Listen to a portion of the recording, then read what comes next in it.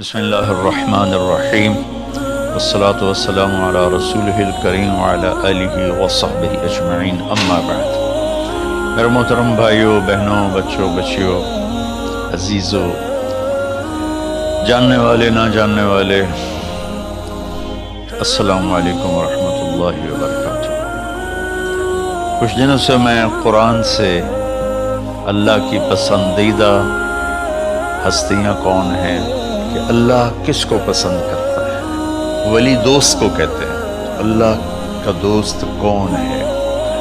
وہ یہ کوئی وراثتی چیز نہیں ہے کہ ایک بڑے اولیاء اللہ تھے تو اب ان کا بیٹا بھی انہی جیسا ہوگا۔ ہمارے یہاں وراثت چلتی ہے کہ بڑے بزرگ کا بیٹا بھی بزرگ بن جاتا ہے، چاہے وہ کلین شیو ہو، وہ لوگ اس کے پاؤں چوم رہے ہوتے ہیں، جہالت ہے۔ تو آج میں تھوڑا سا سورہ بنی اسرائیل ہے، اس میں بھی سارے اخلاق بیان ہیں۔ میرے بھائی بہنوں، ایمان لانے کے بعد انسان بنتا ہے، اور اس کے بعد اس کی قیمت، اس کا بڑا پن، اس کی وجاہت، اس کی شرافت وہ پیسوں سے نہیں ہوتی۔ پیسوں سے انسان مالدار تو ہو جاتا ہے، بڑا نہیں بنتا، بڑا نہیں بنتا۔ ہمارا علم غلط ہو گیا۔ بڑا بڑا بندہ جے روزیاں 3 ملن، یہ 200 مربن، یہ نوابہ فلانا ہے، نوابہ فلانا ہے۔ میرے بھائیو، یہ بالکل غلط علم ہے۔ بڑا وہ ہے جسے اللہ پسند کرے، بڑا وہ ہے جو میرے نبی کی زندگی کے پیچھے چلے، بڑا وہ ہے جس سے اللہ تعالیٰ راضی ہو جائے، باقی سب چھوٹے چھوٹے۔ تو آج ایک تیسری جگہ سے میں کچھ باتیں قرآن سے عرض کروں گا، جن کا تعلق ہمارے ایمان سے بھی ہے، اخلاق سے بھی ہے۔ وہ ہے بسم اللہ الرحمن الرحیم، وَقَضَىٰ رَبُّكَ أَلَّا تَعْبُدُوا إِلَّا إِيَّاهُ بِالْوَالِدَيْنِ إِحْسَانًا إِمَّا يَبْلُغَنَّ عِندَكَ الْكِبَرَ أَحَدُهُمَا أَوْ كِلَاهُمَا فَلَا تَقُل لَّهُمَا أُفٍّ وَلَا تَنْهَرْهُمَا وَقُل لَّهُمَا قَوْلًا كَرِيمًا وَاخْفِضْ لَهُمَا جَنَاحَ الذُّلِّ مِنَ الرَّحْمَةِ وَقُل رَّبِّ ارْحَمْهُمَا كَمَا رَبَّيَانِي صَغِيرًا۔ یہ بہت بڑا مضمون ہے۔ اللہ نے قرآن بھر دیا والدین کے خدمت کے لیے، والدین کی اطاعت کے لیے، والدین کی ماننے کے لیے۔ پہلا جملہ ہے اور تیرے رب نے فیصلہ کیا، ایک مطلب۔ دوسرا، اور تیرے رب نے حکم کیا کہ بندگی صرف اللہ کی ہے، بندگی صرف اللہ کی ہے۔ عبد اسے کہتے ہیں جو ہر بات پہ سر جھکا دے، عبد اسے کہتے ہیں جو ہر بات پہ بچھ جائے، اس کو عبد کہتے ہیں۔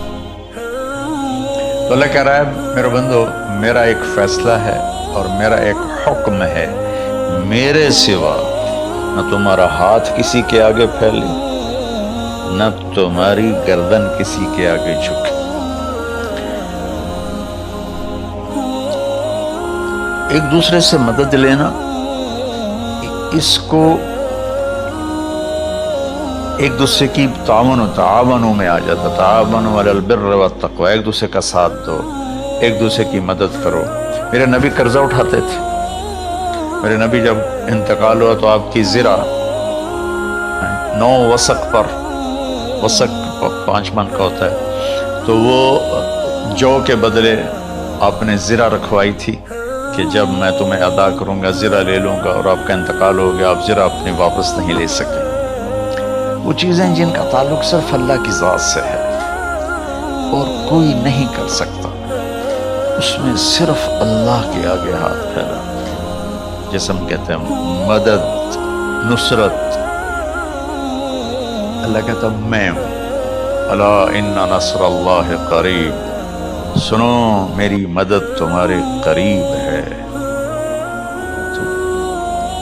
اللہ تعبدوا الا ایاہ، بس ایک چھوٹا سا جملہ اللہ نے یہاں کے، چونکہ یہاں اللہ نے والدین اور اخلاق بتانے تھے تو اپنے لیے صرف ایک جملہ بولا، باقی باتیں بھی اللہ کے لیے ہیں، لیکن اللہ نے میری بندگی، اس بندگی سے مراد 5 وقت کی نماز نہیں ہے، حج، روزہ، زکوٰۃ نہیں ہے اس کی مراد، یہ ساری باتیں داخل ہیں، اور اس کے ساتھ 24 گھنٹے کی زندگی اللہ کی مرضی پر گزارو، نفع آئے تو شکر ادا کرو، نقصان ہو تو صبر کرو، برداشت کرو، پھر بھی شکر ادا کرو کہ میرا رب یہ کہہ رہا ہے کہ میں نے صرف اللہ سے تعلق جوڑنا ہے۔ اللہ کے نبی نے اپنے چچا زاد بھائی عبداللہ بن عباس سے فرمایا کہ یا غلام، اے نوجوان، اسی کا بکلمات فاحفظھا، میں تمہیں چند باتوں کی وصیت کرتا ہوں، کیا؟ احفظ اللہ، احفظ اللہ یحفظک اللہ، یحفظک اللہ، اللہ کے اوامر کی حفاظت کر، اللہ تیری حفاظت کرے گا۔ احفظ اللہ تجدہ تجاہک، تو اللہ کے اوامر، اسلام، حلال حرام کی پہچان کر کے زندگی گزار تو اللہ کو ہر وقت تو اپنی مدد کے لیے تیار پائے گا۔ اور لمبی حدیث ہے، بنا عشاء کی نماز کا وقت ہو رہا ہے، اس میں وہ جملہ جو اس میرے مضمون سے متعلق ہے، وَإِذَا سَأَلْتَ فَاسْأَلِ اللَّهِ، جب بھی مانگو اللہ سے مانگو، جب بھی مانگو اللہ سے مانگو، اللہ کے سوا کوئی دینے والا نہیں ہے، صرف اللہ ہے دینے کے لیے۔ وَإِذَا اسْتَعَنْتَ فَاسْتَعِنْ بِاللَّهِ، اور جب مدد کے لیے ہاتھ اٹھاؤ تو صرف اللہ کو پکارو، جب ضرورت حاجت کے لیے، مدد کے لیے ہاتھ اٹھاؤ تو اپنے اللہ کو پکارو۔ تو یہ حدیث کی بات بھی ہے، جو قرآن کی بات بھی ہے۔ اس کے بعد آگے اللہ کہتا ہے وَبِالْوَالِدَيْنِ إِحْسَانًا، اور اپنے والدین کے ساتھ احسان کرو۔ احسان کا کیا مطلب ہے؟ اللہ آگے اسی کی تشریح کر رہا ہے۔ ویسے احسان کا مطلب عربی میں ہوتا ہے، یہ جو ہمارا اردو کا احسان ہے، میں تیرے تو احسان کیتا تو ہوں میں نالے کی کر رہے ہیں، یہ بھی مطلب ہے، لیکن احسان کا اصل مطلب ہوتا ہے، احسان حسن سے ہے، حسن، حسن سے الف، 2 الف ملے اور احسان بن گیا۔ احسان کا مطلب ہوتا ہے کسی بھی کام کو جو دنیا کا ہے، دین کا ہے، اسے انتہائی خوبصورت طریقے سے کرنا۔ جیسے کسی دلہن کا میک اپ ہوتا ہے نا، تو 5-6 گھنٹے 4 گھنٹے کے بعد وہ کہتی ہے، جو ہوتی ہے اس کا میک اپ کرنے والی، کہ جی بس یہ مکمل ہو گیا ہے اور اب اس سے آگے نہیں ہے۔ تو آخری انتہا، اچھائی کی آخری انتہا پر پہنچ کے کام کرنے کو احسان کہتے ہیں۔ تو میرا اللہ کہہ رہا ہے میرے بندو، اپنے والدین کے ساتھ وہ کرو کہ جو بھلائی کی، خدمت کی، ماننے کی آخری حد ہے۔ سبحان اللہ۔ بالوالدین احسان، بالوالدین پہلے ہے، احسان بعد میں ہے۔ اللہ تعالیٰ نے باقی سب کو پیچھے کر کے فرمایا کہ دیکھو خاص طور پہ ماں باپ کے ساتھ وہ رویہ کرو کہ ان کے دل سے دعائیں نکلیں۔ چند دن پہلے ایک والد یوں ہاتھ اٹھا کے کہہ رہا تھا اپنے بیٹے، اکلوتا بیٹا، میں منگنا اللہ کو لو، اللہ تینوں چاہ لگے۔ باپ بیٹے کے لیے یہ دعا مانگ رہا تھا، اور بیٹا اکیلا ہے، یہ بد دعا باپ کر رہا تھا۔ تو بھائیو، ایسی اولاد نہ بنو جس ماں نے پیٹ میں 9 مہینے اٹھایا، پھر جننے کی تکلیف برداشت کی۔ ایک شخص آیا حضرت عبید بن عمیر کے پاس کہ حضرت میں نے ماں کو اپنے کندھے پہ بٹھا کے پیدل حج کرایا ہے،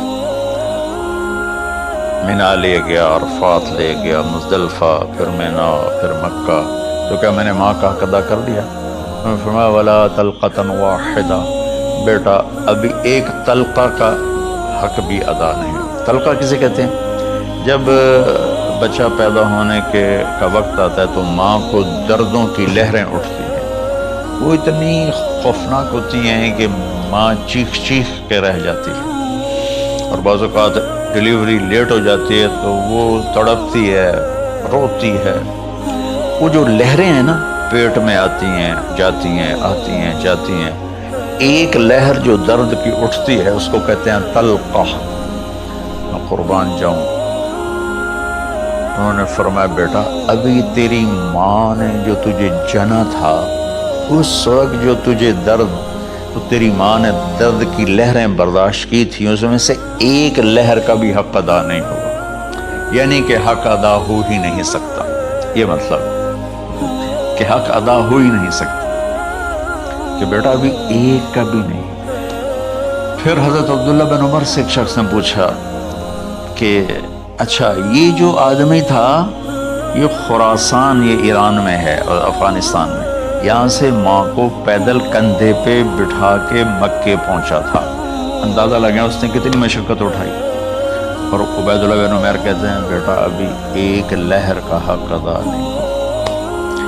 یہی سوال حضرت عبداللہ بن عمر سے کیا ایک شخص نے کہ حضرت میں نے اپنی ماں کو حج کرایا ہے، سارا میں نے پیدل کرایا ہے اور کندھے پہ اٹھا کے کرایا ہے، تو کیا میں نے ماں کا حق ادا کر دیا؟ وَلَا زَفْرَةً وَاحِدًا وَلَا زَفْرَةً وَاحِدًا کہ بیٹا تیری ماں نے تجھے پالتے ہوئے جو تھک تھک کے لمبے لمبے سانس لیے، ہوکے بھرے، ابھی ایک ہوکے کا حق بھی ادا نہیں ہوا، یعنی حق ادا ہو ہی نہیں سکتا۔ تو احسان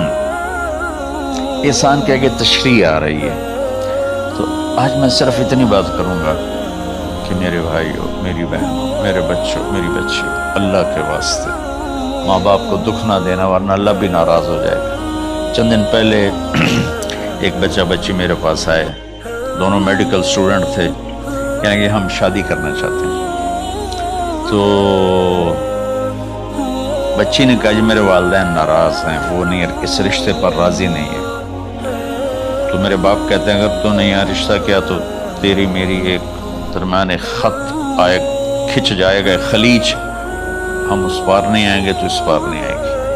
میں نے کہا بیٹی اس ماں نے تجھے 9 مہینے پیٹ میں پالا، 2 سال تجھے دودھ پلایا، تیری پوٹیاں پیشاب صاف کیا، تجھے پیمپر باندھے، تجھے اٹھ اٹھ کے راتوں کو اپنی چھاتی سے دودھ پلایا، کیا اب اس کا اتنا بھی حق نہیں کہ تم اس کی رائے کا احترام کرو؟ اتنا بھی حق نہیں ہے؟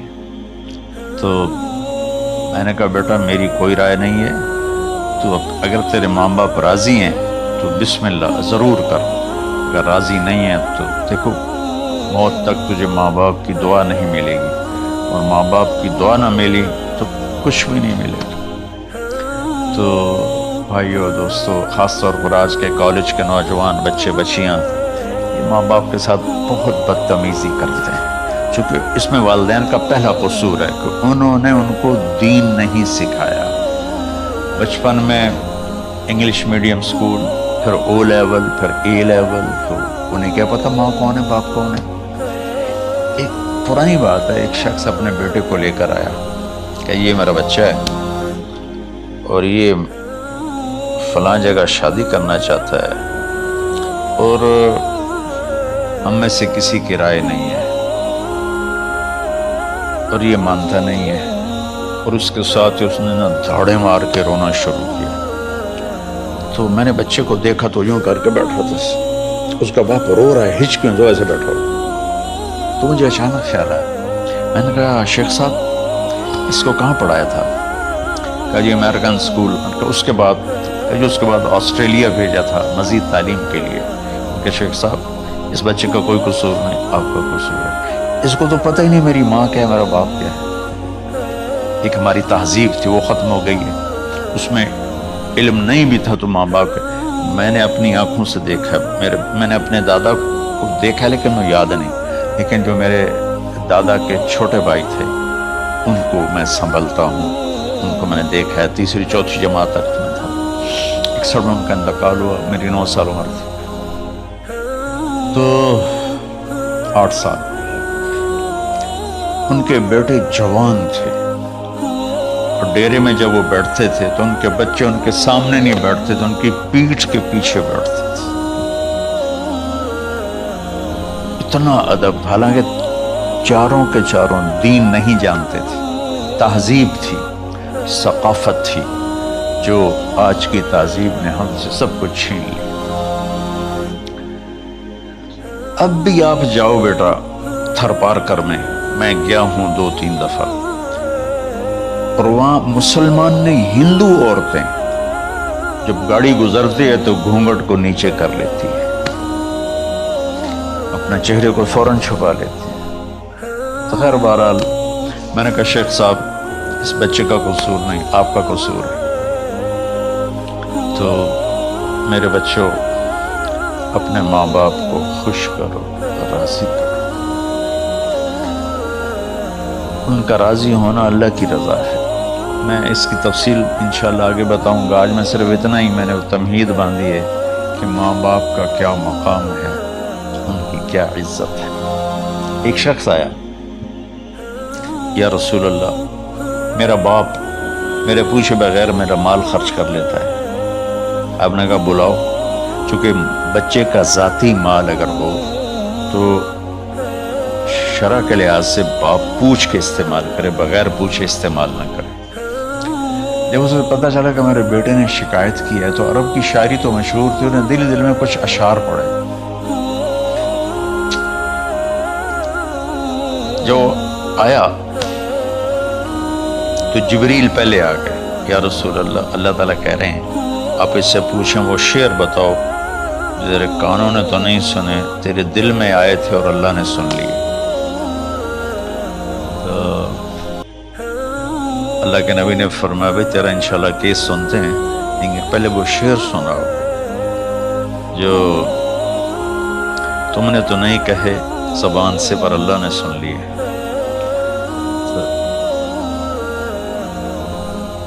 پھر اس نے وہ اشعار پڑھے، اور اس کے آگے کیا ہوا یہ میں انشاءاللہ اگلے کلپ میں بتاؤں گا کہ باپ کا کیا مقام ہے، ماں کا کیا